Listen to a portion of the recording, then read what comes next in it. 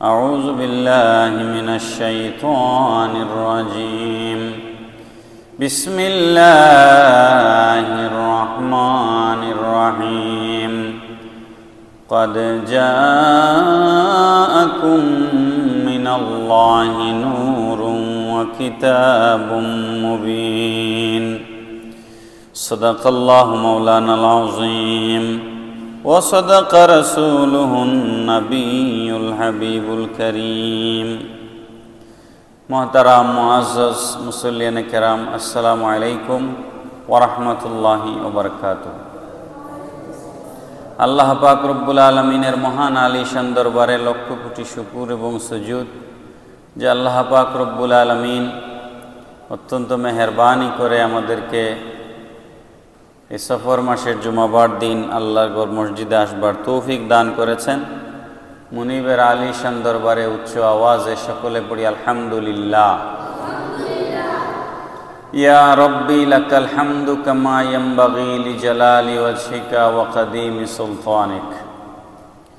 মুহতারাম হাজিরিন, গত জুমায় আমরা ধারাবাহিক আলোচনা করেছি রসুল করিম সাল্লাল্লাহু তাআলা আলাইহি ইসলাম জমিনে আসবার আগের অবস্থা। আমরা গত জুমায় যেখানে কথা শেষ করেছিলাম সেটা হচ্ছিল নবীজির দাদা খাজা আব্দুল মুত্তালিব তিনি কুরবানি দিয়েছিলেন নিজের পুত্রকে কুরবানির বিনিময়ে 100 উটের বিনিময়ে। 100 উটের মানে জমজম কূপের কথা বলছিলাম। 100 উটের বিনিময়ে আল্লাহ পাক রব্বুল আলামিন নবীজির পিতা হযরত আব্দুল্লাহ রাদিয়াল্লাহু তাআলা আনহুকে নিষ্কৃতি দিয়েছিলেন। তারপর নবীজির দাদা হযরত আব্দুল মুত্তালিব তিনি তার পুত্র খাজা আব্দুল্লাহ, বয়স তখন তার 24 অথবা 25 বছর, তিনি তার বিয়ের ব্যবস্থা করলেন, বিয়ের জন্য পাত্রী খুঁজতে লাগলেন। মদিনাতুল মুনাওয়ারায় নবীর দাদা যেই বংশে বিয়ে করেছিলেন একই বংশে নবীজির পিতাও বিয়ে করলেন। তার মদিনাতুল মুনাওয়ারার অত্যন্ত গুরুত্বপূর্ণ উল্লেখযোগ্য বংশে ওহাব বিন আব্দে মুনাফের ভাগ্যবতী কন্যা হযরত আমেনা রাদিয়াল্লাহু তাআলা আনহার সাথে খাজা আব্দুল্লাহর বিবাহ হলো। অত্যন্ত মজার ঘটনা আছে এখানে, এইগুলো খুব লম্বা ছড়া আলোচনা। আল্লাহ পাক রব্বুল আলামিন নূরে মুহাম্মদী সাল্লাল্লাহু তাআলা আলাইহি ওয়াসাল্লামকে আদম আলাইহিস সালাম থেকে ধারাবাহিকভাবে আদম আলাইহিস সালাম থেকে শীশ আলাইহিস সালাম হয়ে পর্যায়ক্রমে নবীগণের মাধ্যমে এই নূরে মুহাম্মদী সাল্লাল্লাহু আলাইহি ওয়াসাল্লামকে স্থানান্তরিত করতে করতে এটা হযরত আব্দুল্লাহর পেশানির মধ্যে এসেছে। পড়েন সুবহানাল্লাহ। নবীজির দুনিয়াতে আসার জন্য হযরত খাজা আব্দুল্লাহ এবং আমিনার বিবাহ এটা একটা আনুষ্ঠানিকতা মাত্র, এটা একটা ফর্মালিটিস, দুনিয়ার নিয়ম। কিন্তু আল্লাহ পাক রব্বুল আলামিন তো আমার আপনার নবীকে এই পৃথিবী সৃষ্টি, আসমান জমিন, আরশ কুরসি লৌহ কলম সব কিছু সৃষ্টির আগে আল্লাহ পাক সর্বপ্রথম নূরে মুহাম্মদী সাল্লাল্লাহু আলাইহি ওয়াসাল্লামকে সৃষ্টি করেছেন। নবীজির দুনিয়ায় আগমন, নবীজির পিতামাতার বিবাহ এটা একটা আনুষ্ঠানিকতা, এটা একটা দুনিয়ার রসুম রেওয়াজ। কিন্তু নবীর সৃষ্টি হচ্ছে সমস্ত সৃষ্টির আগে, কুল কায়নাতের সৃষ্টির আগে আল্লাহ পাক নূরে মুহাম্মদী সাল্লাল্লাহু আলাইহি ওয়াসাল্লামকে সৃষ্টি করেছেন। দুনিয়াতে পাঠাবার জন্য একটা আনুষ্ঠানিক একটা বন্দোবস্তের প্রয়োজন, সেই বন্দোবস্তটা হচ্ছে এই বিবাহের ব্যবস্থা। যখন আল্লাহর হাবিব সাল্লাল্লাহু আলাইহি ওয়াসাল্লামের পিতা খাজা আব্দুল্লাহ ওনার বয়স যখন 24 বছর কিংবা 25 বছর, তিনি অনেক ঘটনা আছে, এর মধ্যে উল্লেখযোগ্য ঘটনা হচ্ছে, আপনারা জানেন, উলামায়ে কেরামদের কাছ থেকে শুনেছেন যে খাদিজাতুল কুবরা রাদিয়াল্লাহু তাআলা আনহার আপন চাচাতো ভাই ছিলেন, যিনি ছিলেন ধর্মের পণ্ডিত। ওনার নাম ছিল ওরাকা ইবনু নৌফল বা নৌফেল। ওরাকা ইবনু নৌফেল যিনি ছিলেন তৌরিতের পণ্ডিত, জবুরের পণ্ডিত, ইঞ্জিলের পণ্ডিত। উনার ওরাকা ইবনে নৌফেলের একটা মেয়ে ছিল, তার নাম ছিল ফাতেমা উরফে উম্মে কিতাল। তিনি প্রায়ই রাস্তায় দাঁড়িয়ে থাকতেন আবদুল্লাহকে দেখার জন্য, কারণ খাজা আবদুল্লাহর কপালের মধ্যে নূরে মোহাম্মদ স্থাপিত ছিল। এটার কারণে উনার চেহারা থেকে এমন আলোক ছোটা বের হতো, এমন নুরানিয়ত বের হতো যে মক্কার প্রায় প্রতি মহিলাই উনাকে পাওয়ার জন্য একেবারে আকুল হয়ে থাকতো। তো ওরাকা ইবনে নৌফেলের মেয়ে ফাতেমা উরফে উম্মে কিতাল, তিনি রাস্তায় দাঁড়িয়ে থাকতেন খাজা আবদুল্লাহকে দেখার জন্য। দেখতে দেখতে একদিন উনি তাকে বিয়ের প্রস্তাব দিয়ে বসেছেন। বিয়ের প্রস্তাব দিয়েছেন, কিন্তু তিনি এই প্রস্তাবে খাজা আবদুল্লাহ রাজি হননি। তিনি বলেছেন, এটা আমার ব্যাপার না, এটা আমার পিতা দেখবেন, এটা আমার পিতা দেখবেন। তার মানে আমি আপনাদেরকে গত জুমায়ও বলেছি, আপনাদের নিশ্চয় মনে আছে, যে রসুল করিম সাল্লাল্লাহু তাআলা আলাইহি সাল্লামার বংশধারার ভেতরে ইবনে কাসিরের মধ্যে রেফারেন্স এসেছে যে 500 মহিলা, উপরের দিকে 500 মহিলাদের জীবনী চর্চা করা হয়েছে, তাদের মধ্যে কোনো জেহালত, কোনো নাপাকি পাওয়া যায়নি। এটা আমি গত জুমায় আপনাদেরকে বলেছি, তা আমি আর রিপিট করতে চাচ্ছি না। তো আপনারা বুঝতেই পারছেন, খাজা আবদুল্লাহ তিনি ওরাকা ইবনে নৌফেলের মেয়ে, তাকে বিয়ের প্রস্তাব দিলেন, তিনি রাজি হলেন না। In the meantime Wahab ibn Abd মোনাফের ভাগ্যবতী কন্যা, নবীজির সম্মানিত মা আমেনা রাদিয়াল্লাহু তাআলা আনহার সাথে আল্লাহর রসুলের শাদী মুবারক হয়ে গেল, আল্লাহর রসুলের পিতার শাদী মুবারক হয়ে গেল। তিনিও মদিনাতুল মুনাওয়ারার বাসিন্দা, যেই বংশের মধ্যে রসুলের দাদা বিয়ে করেছিলেন, একই বংশের। তো খাজা আবদুল্লাহর সাথে হযরত আমেনার যখন বিয়ে হয়ে গেল, এটা ছিল রজব মাসের 1 তারিখ শুক্রবার দিন।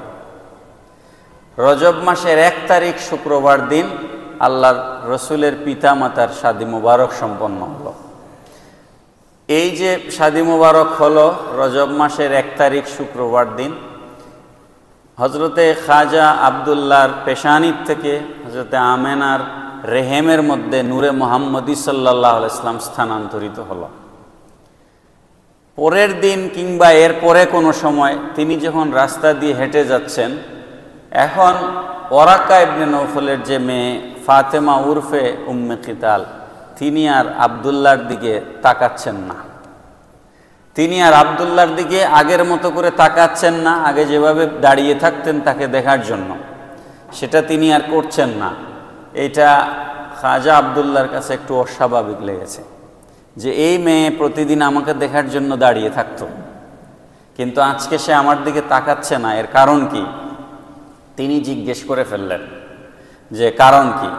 তখন উম্মে কিতাল ফাতেমা তিনি বলছেন, কাদ ফারাকাকা নূরুল্লাযী কানা মাআকা বিল আমসি, তোমার মধ্যে গতকাল যে নূর ছিল সেটা আজকে আর নাই। পড়েন না সুবহানাল্লাহ। গতকাল তোমার মধ্যে যে নূর ছিল সেটা তোমার থেকে ফারেক হয়ে গেছে। ফালাইসা লি বিকাল ইয়াউমা হাজাতুন ইন্নামা আরাদতু আন ইয়াকুনা নূরু ফিয়া ফাআবাল্লাহ। মাওয়াহিবুল দুনিয়ার মধ্যে এবারটা এসেছে। তিনি বললেন, ফাতিমা ওরফে উম্মে কিতাল তিনি বললেন যে যেহেতু যেই নূর তোমার মধ্যে ছিল ওই নূরের জন্য আমি লালায়িত ছিলাম, ওই নূরের জন্য আমি লালায়িত ছিলাম। যেহেতু ওই নূর তোমার থেকে বিদায় হয়ে গেছে, তোমার মধ্যে আর ওই নূর নাই, সুতরাং আমার তোমাকে আর প্রয়োজনও নাই। আমার একান্ত ইচ্ছা ছিল যে সেই নূর তোমার থেকে আমার মধ্যে স্থানান্তরিত হোক, কিন্তু আল্লাহর ইচ্ছায় সেটা অন্য কারো কাছে স্থানান্তরিত হয়ে গেছে। পড়েন না সুবহানাল্লাহ।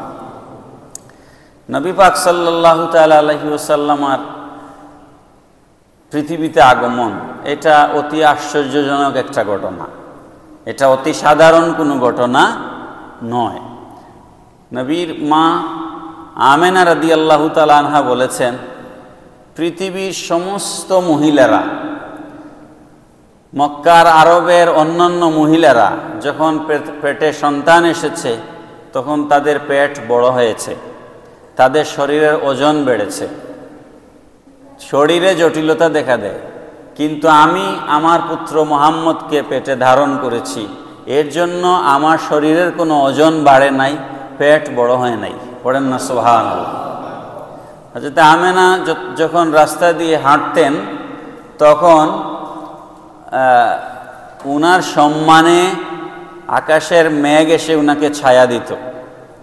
উনি যখন পানি আনবার জন্য পানির কুয়ার পাশে যেতেন, উনার সম্মানে, অর্থাৎ উনার পেটে যে নূরে মুহাম্মদী সাল্লাল্লাহু আলাইহি সাল্লাম আছেন, সেই সম্মানে পানি উপরে উঠে যেত, পানি উপরে উঠে যেত। পানি কুয়ার থেকে পানি তুলবার জন্য রশি লাগতো না, বালতি দিয়ে টেনে পানি উঠানো লাগতো না। আমেনা যখন রাস্তা দিয়ে হাঁটতেন, মরুভূমির নুড়ি পাথরগুলো তুলার মতো, মোমের মতো নরম হয়ে যেত, যাতে করে নবীর মায়ের হাঁটতে কষ্ট না হয়।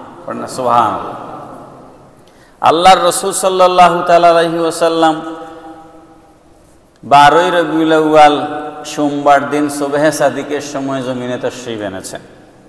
এই হিসাবে 9 মাস 12 দিন সময়ে আল্লাহর রাসূল দুনিয়ায় এসেছেন। পয়লা রজব থেকে রবিউল আউয়ালের 12 তারিখ পর্যন্ত 9 মাস 12 দিন সময়ে আল্লাহর রাসূল সাল্লাল্লাহু তাআলা আলাইহি ওয়াসাল্লাম দুনিয়ায় এসেছেন। আমরা ঈদে মিলাদুন নবী সাল্লাল্লাহু আলাইহি ওয়াসাল্লাম যারা উদযাপন করি 12ই রবিউল আউয়াল, এটাকে বিতর্কিত করবার জন্য একটা শ্রেণী আছে যারা ঈদে মিলাদুন নবী সাল্লাল্লাহু আলাইহি ওয়াসাল্লামকে বেদাত ফতোয়া দেয় এবং মুসলিম উম্মার মধ্যে একটা ফিতনা সৃষ্টি করে রাখার চেষ্টা করে। তো তারা যখন কোনোভাবেই আর ঈদে মিলাদুন নবী সাল্লাল্লাহু আলাইহি ওয়াসাল্লামের বিরুদ্ধে কোনো ফতোয়া দলিল খুঁজে তালাশ করে পায় না, তখন তারা কি করেছে জানেন? তখন তারা তারিখ নিয়ে মানুষের মাঝে কনফিউশন তৈরি করে দিয়েছে। তারা বলে যে না, 12ই রবিউল আউয়াল নবীজি দুনিয়ায় আসেন নাই, 9 তারিখ নবীজি দুনিয়ায় এসেছে। ভালো কথা, তো 9 তারিখ ঈদ মিলাদুন নবী করো না কি জন্য? 9 তারিখও তো তারা করে না। কিন্তু আসল কথা হচ্ছে নবী পাক সাল্লাল্লাহু তাআলা আলাইহি ওয়াসাল্লামের দুনিয়ায় আগমনের ব্যাপারে, তারিখের ব্যাপারে 8, 9, 12 এরকম বিভিন্ন মত আছে। নবী পাক সাল্লাল্লাহু আলাইহি ওয়াসাল্লাম দুনিয়াতে কয় তারিখ তাশরীফ এনেছেন মতভেদ আছে, কিন্তু বিশুদ্ধ বর্ণনা মতে এবং মেজরিটি উলামায়ে কেরাম এর মতে আল্লাহর রাসূল সাল্লাল্লাহু তাআলা আলাইহি ওয়াসাল্লাম 12ই রবিউল আউয়াল জমিনে তাশরীফ এনেছেন। পড়েন সুবহানাল্লাহ। বারের ব্যাপারে কোনো সন্দেহ নাই, তারিখের ব্যাপারে কিছুটা দ্বিমত আছে, কিন্তু বারের ব্যাপারে কোনো সন্দেহ নাই। কি বার? সোমবার। নবীজি সোমবারে জমিনে তাশরীফ এনেছেন, এই ব্যাপারে কোনো সন্দেহ নাই। মুসলিম শরীফের হাদিস, ওটা আমি প্রসঙ্গক্রমে আজকে বলছি, আবার ডিটেল আলোচনা করব। মুসলিম শরীফের মধ্যে হাদিস এসেছে, রসুল করিম সাল্লাল্লাহু তাআলা আলাইহি ওয়াসাল্লাম প্রতি সোমবার দিন রোজা রাখতেন। প্রতি সোমবার আল্লাহর রসুল কি করতেন? রোজা রাখতেন। তো সাহাবাই কেরাম আরজ করেছেন, ইয়া রাসূলুল্লাহ সাল্লাল্লাহু তাআলা আলাইহি ওয়াসাল্লাম, আপনি সোমবার দিন রোজা রাখেন কেন? নবীজি বলেছেন, আমি 2 কারণে সোমবারে রোজা রাখি।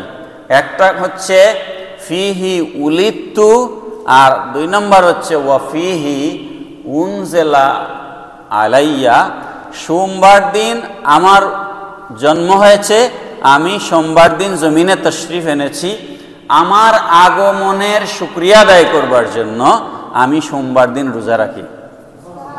এটা একটা কারণ।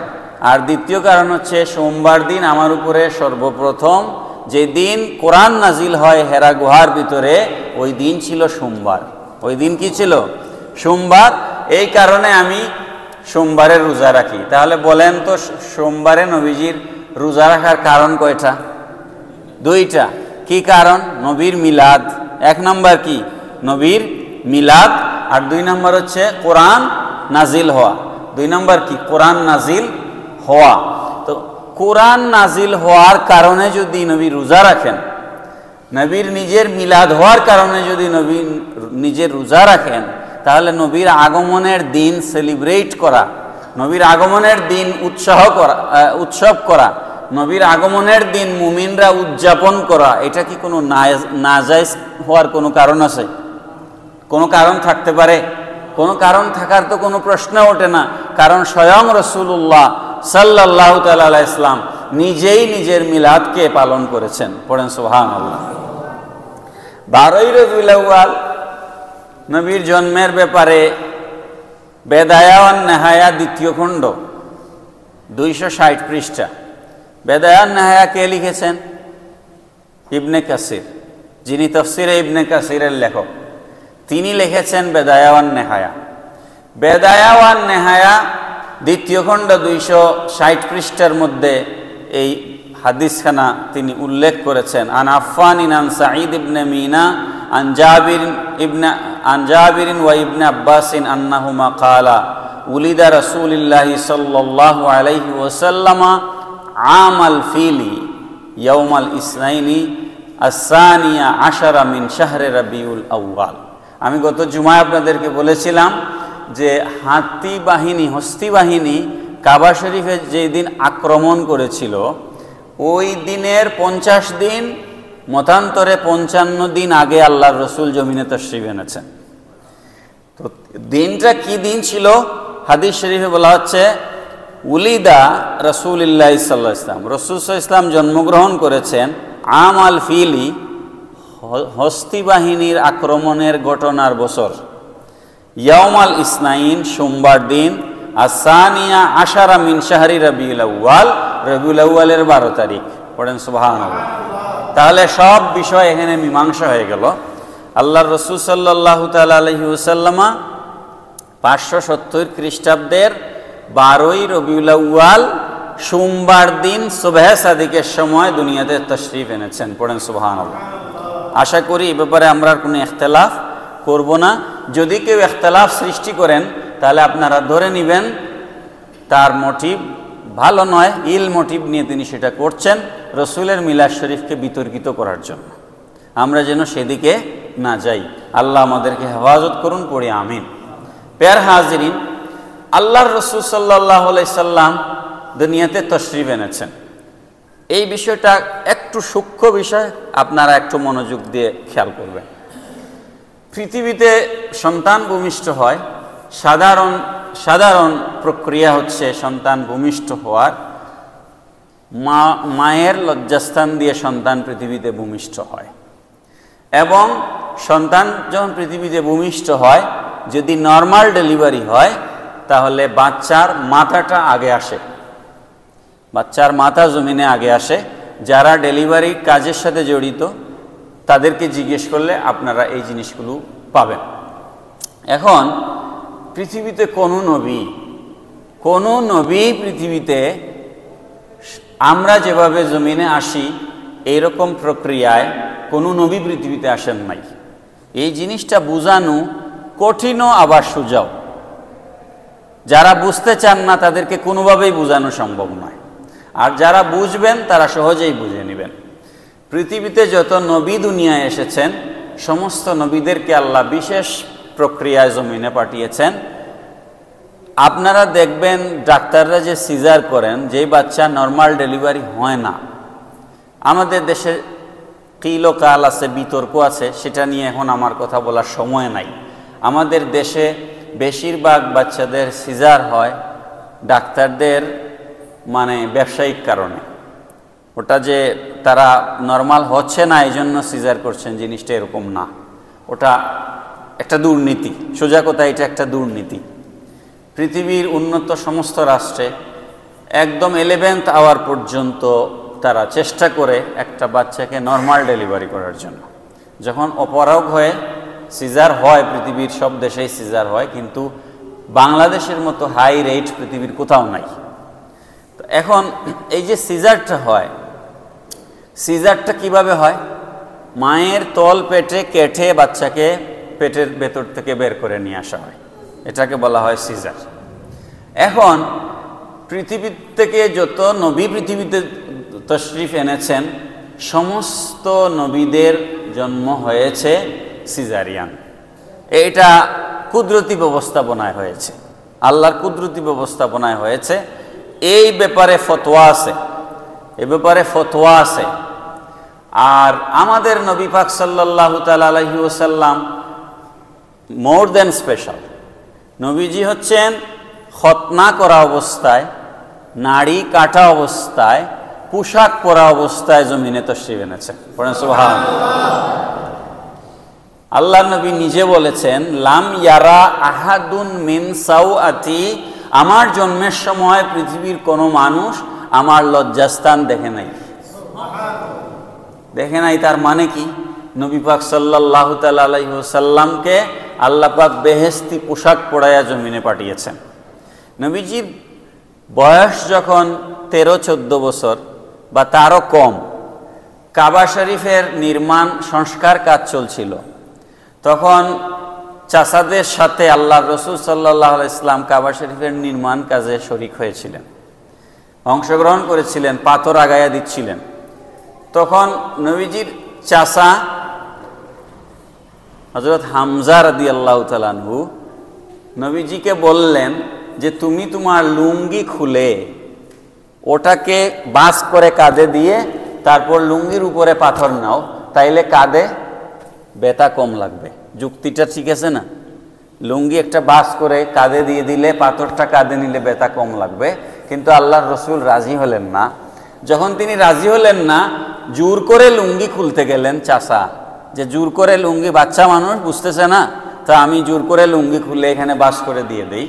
তিনি যখন জোর করে লুঙ্গি খুলতে গেছেন, আল্লাহর রসুল কাবা শরীফের উঠানে বেহুশ হয়ে পড়ে গেছেন। বেহুশ হয়ে গেছেন।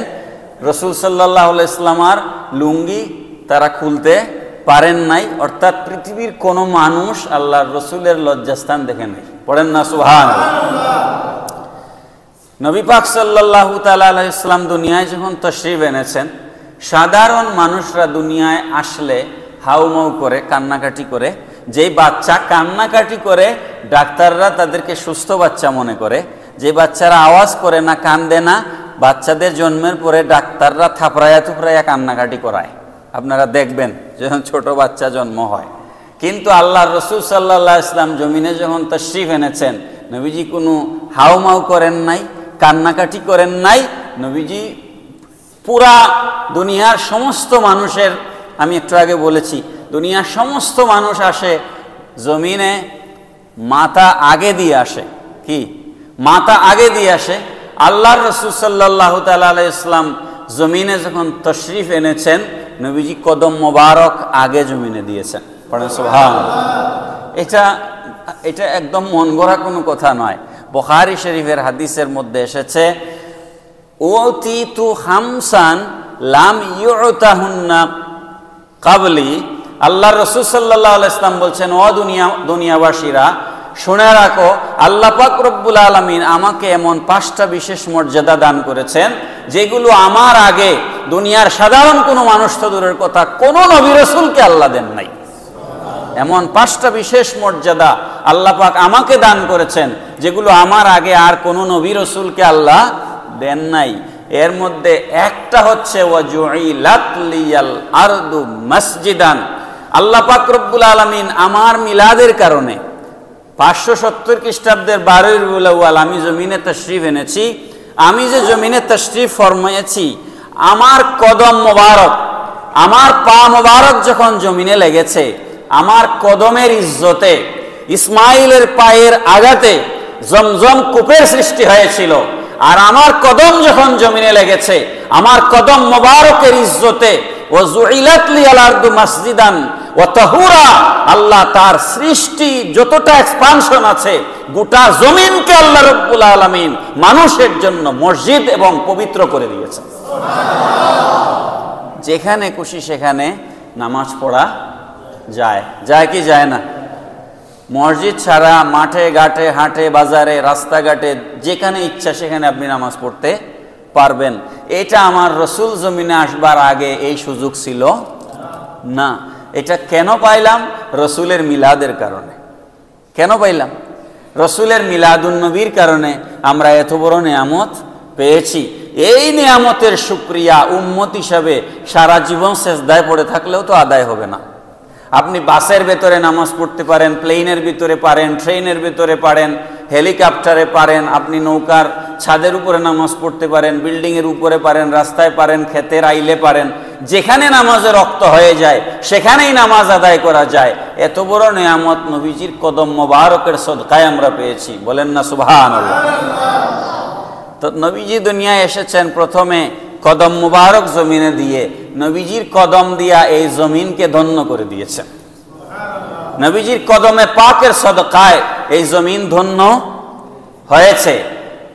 এরপরে প্রথমেই নবীজি জমিনে এসে সেজদায় পড়েছেন। পৃথিবীর কোনো বাচ্চা জন্মের পরে কি সেজদা দিয়েছে? বলেন, সেজদা দিয়েছে? তাহলে আমার রসুলের সাথে পৃথিবীর কোনো মানুষের কোনো তুলনা? বলেন, তুলনা আছে? কোনো তুলনা চলবে না। নবী জমিনে এসেছেন, সেজদা করেছেন, প্রথমেই সেজদা দিয়েছেন। দুইটা সেজদা আল্লাহর রসুল আল্লাহ পাক রব্বুল আলামিনকে একটা দিয়েছেন আর আরেকটা বাকি আছে। খুব ভালো করে ফিলোসফিটা বুঝবেন। আমরা নামাজ পড়ি, সেজদা দিচ্ছি আল্লাহ রব্বুল আলামিনকে। আল্লাহ পাক রব্বুল আলামিন আমাদের সেজদার কোনো মুখাপেক্ষী নন। আমরা সেজদা দিলে তিনি আল্লাহ, আমরা সেজদা না দিলে তিনি আল্লাহ নন। বিষয়টা কি এরকম? কি আমাদের সেজদার জন্য কি আল্লাহ মুখাপেক্ষী? না, বরঞ্চ আমরা সেজদার মাধ্যমে আল্লাহর কাছে আমরা নিজেকে লুটিয়ে দেই, আত্মসমর্পণ করি, যাতে করে আমরা আল্লাহ রব্বুল আলামিনের নেয়ামত লাভ করতে পারি। ওটা আরেক আলোচনা, আমি এখন সেদিকে যাচ্ছি না। দুইটা সেজদা নবীর পক্ষ থেকে, একটা নবীজি জন্মের সময় দিয়েছেন, আরেকটা কিয়ামতের ময়দানে আল্লাহর আরশে আজিমের সামনে, আল্লাহর কুরসির সামনে আল্লাহর পেয়ারা হাবিব দিবেন। পড়েন সুবহানাল্লাহ। ওই মাকামকে বলা হয়েছে কোরআন শরীফে মাকামে মাহমুদ। কোরআন শরীফে নবীকে আল্লাহ পাক হাশরের মাঠে একটা মাকাম দিবেন, যেই মাকামে থেকে নবী আল্লাহকে সেজদা করবেন। তাফসিরে মাঝহারি শরীফের মধ্যে এসেছে, ওয়ামিনাল লাইলি ফাতাহাজ্জাদ বিহি নাফিলাতাল লাক আসা আন ইয়াবআসাকা রাব্বুকা মাকামাম মাহমুদা। আল্লাহ পাক রব্বুল আলামিন বলছেন, নবী আমার, আপনি রাতের শেষাংশে উঠে তাহাজ্জুদের নামাজ পড়ুন। আপনি যদি তাহাজ্জুদের নামাজ পড়েন, আসা আন ইয়াবআসাকা রাব্বুকা মাকামাম মাহমুদা, আপনার তাহাজ্জুদের নামাজের বিনিময়ে অচিরেই আল্লাহ পাক আপনাকে মাকামে মাহমুদ দান করবেন। এই মাকামে মাহমুদের ব্যাখ্যায় আল্লামা কাজী সানাউল্লাহ পানিপতি রহমতুল্লাহ আলাইহি তাফসিরে মাঝহারি শরীফের মধ্যে লিখেছেন, কি মাকাম আল্লাহ পাক তার হাবিবকে দান করবেন। এই মাকামের ব্যাপারে তাফসিরে মাঝহারির বর্ণনা হচ্ছে, হাশরের মাঠে আল্লাহ রব্বুল আলামিন রসুলের জন্য একটা সিংহাসন বসাবেন, একটা চেয়ার রাখবেন। আল্লাহ পাক বলবেন, হাবিব আমার আপনি বসুন। নবীজি বসবেন না। আবার আল্লাহ বলবেন, আপনি বসুন। নবীজি বসবেন না। আবার আল্লাহ পাক বলবেন, ইয়া রাসূলুল্লাহ আপনি বসুন। নবীজি বসবেন না। নবীজি তৃতীয়বার না বসে আল্লাহ রব্বুল আলামিনের সামনে সেজদায় পড়ে যাবেন। এটাকে বলা হচ্ছে মাকামে মাহমুদ। এই সেজদায় এমনভাবে আল্লাহর রসুল পড়বেন, শেষ পর্যন্ত সুপারিশ করতে। এই সেজদা হচ্ছে সুপারিশের সেজদা। কিসের সেজদা? উম্মতকে জাহান্নাম থেকে মুক্ত করবার সেজদা। এই সেজদা এত লম্বা হবে, আল্লাহর আরশে আজিমে কম্পন শুরু হয়ে যাবে। আল্লাহর আরশে আজিম থরথর করে কাঁপা শুরু হয়ে যাবে। বুখারী মুসলিমের হাদিস মুত্তাফাকুন আলাইহি। আল্লাহ পাক রব্বুল আলামিন বলবেন, ইরফা রাসাকা ইয়া মুহাম্মদ সাল তুতা ইশফা তুশাফা। ও হাবিব আমার, আপনি মেহেরবানি করে মাথা মুবারক উঠান, আপনি আজকে যা চাইবেন আমি আল্লাহ আপনাকে তাই দিব, আপনি সুপারিশ করুন, আপনার সুপারিশ গ্রহণ করা হবে। তখন আল্লাহর রাসূল মাথা মুবারক উঠাবেন। সুপারিশ করতে করতে করতে করতে জাহান্নামীদেরকে, ইমান থাকতে হবে, ইমানদার যারা দুজখে চলে গেছে তাদেরকে দুজখ থেকে বের করতে করতে করতে করতে শেষ পর্যন্ত আল্লাহর রাসূল আল্লাহর কাছে আরো চাইবেন, আরো চাইবেন, আরো চাইবেন। আল্লাহ পাক শেষ পর্যন্ত বলবেন, ঠিক আছে, আর কত চাইবেন, আপনি দুজখের ভিতরে চলে যান, দুজখের ভেতরে চলে যান।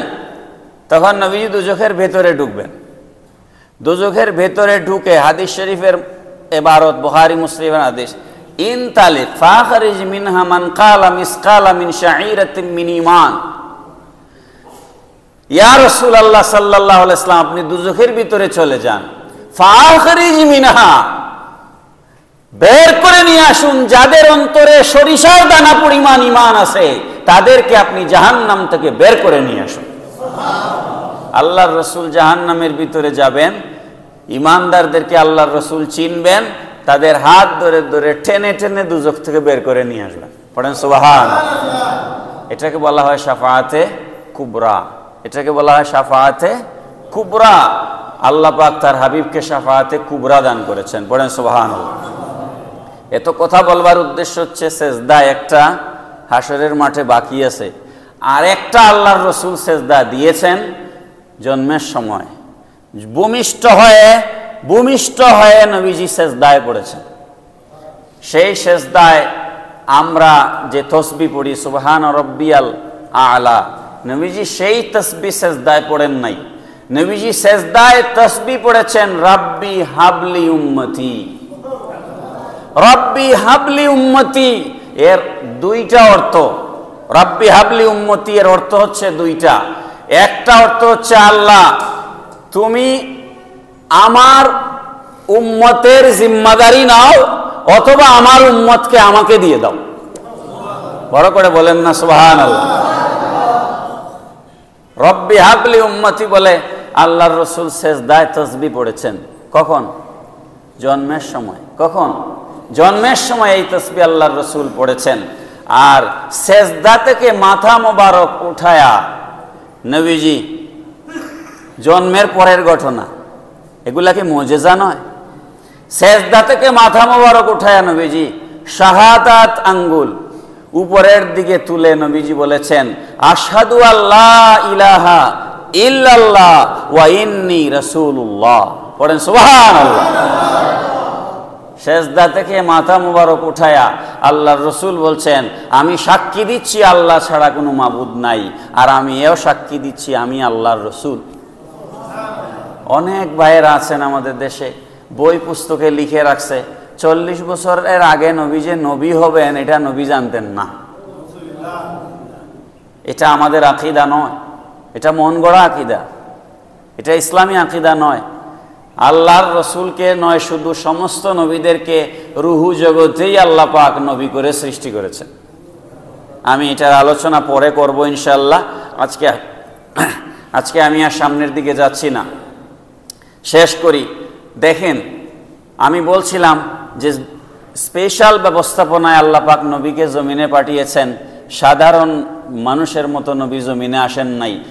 এটা বোঝার জন্য আপনার মহাকাশ বিজ্ঞানী হওয়ার, বিশাল বড় মুফাসসির হওয়ার কোনো প্রয়োজন নাই। বিবেক থাকলেই আপনি বুঝতে পারবেন।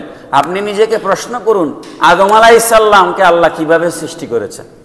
আদম আলাইহিস সালামের না পিতা ছিলেন না মাতা ছিলেন। আল্লাহ পাক আদম আলাইহিস সালামকে খামির বানিয়েছেন, রূহ ফুঁকে দিয়েছেন, আদম হয়ে গেছে। পড়েন না সুবহানাল্লাহ। আল্লাহ পাক কিভাবে হাওয়াকে সৃষ্টি করেছেন? আপনি একবার প্রশ্ন করেন না নিজেকে, আল্লাহ তুমি হাওয়াকে কিভাবে সৃষ্টি করলা? হাওয়াকে আদমের বাম পাজরের হাড্ডি থেকে সৃষ্টি করেছেন। আপনি আবার আল্লাহকে প্রশ্ন করুন, আল্লাহ আপনি ঈসাকে কিভাবে সৃষ্টি করলেন? ঈসার তো পিতা ছিলেন না, ঈসার বাবা নাই, শুধুমাত্র মা। কিভাবে? জিবরাইল এসেছেন, মরিয়মের শাড়ির আসল ধরে ফু দিয়েছেন, মরিয়মের ভিতরে ঈসা পয়দা হয়ে গেছে। এগুলা কে করেছেন? জোরে বলেন, কে করেছেন? তো আল্লাহ যদি বিনা পিতায় বিনা মাতায় আদমকে সৃষ্টি করতে পারেন, আল্লাহ যদি আদম আলাইহিস সালাম আর হাড্ডি থেকে হাওয়া আলাইহিস সালামকে সৃষ্টি করতে পারেন, আল্লাহ যদি জিব্রাইলের ফু দিয়ে ঈসাকে সৃষ্টি করতে পারেন, তো আল্লাহ মানুষের সুরতে আমার আপনার নবীকে নূর হিসেবে জমিনে পাঠাতে পারেন না? পারেন কি পারেন না? এই জন্য কখনোই এই কথা, এই বিশ্বাস কখনোই রাখবেন না যে রসুল আমাদের মতো মাটির মানুষ। এটা কখনোই মনে করবেন না। পা থেকে মাথা মোবারক পর্যন্ত আপাদ মস্তক আল্লাহর রসুল নূরের মানুষ। কিসের? এটা আমাদের আকীদা। এই জায়গায় আপনারা ঠিক থাকবেন। রসুল দুনিয়ায় তাশরিফ এনেছেন, এরপর থেকে কি হয়েছে আগামী জুমায় ইনশাআল্লাহ আলোচনা করব।